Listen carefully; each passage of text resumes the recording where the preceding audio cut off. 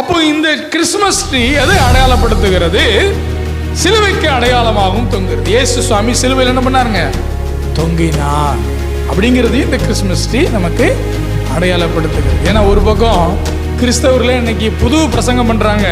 Christmas tree சர்ச்சில் வைக்கக்கூடாது, star வைக்கக்கூடாது, கிறிஸ்துமஸ் டெக்கரேஷன் பண்ணக்கூடாது, கிறிஸ்துமஸை கொண்டாடாத அப்படின்னு ஒரு டீம் எழும்பி இயேசுவை மறந்து போக செய்கிற ஒரு கூட்டம் எழும்பி இருக்குங்க. அதனால உங்களுக்கு நான் அறிமுகப்படுத்துகிறேன் இயேசுவை. இயேசு சிலுவை மரத்திலே நமக்காக பலியானார்.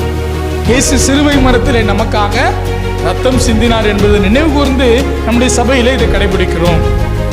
அப்போ கிறிஸ்துமஸ் ட்ரீ எதனால வைக்கிறோம்? ஜீவ விருட்சத்தின் கனியை நமக்கு கொடுக்கிறவர், நமக்கு வாழ்வு தரும் கனியை கொடுக்கிறவர் ஆயத்தத்தோடு இருக்கிறார்.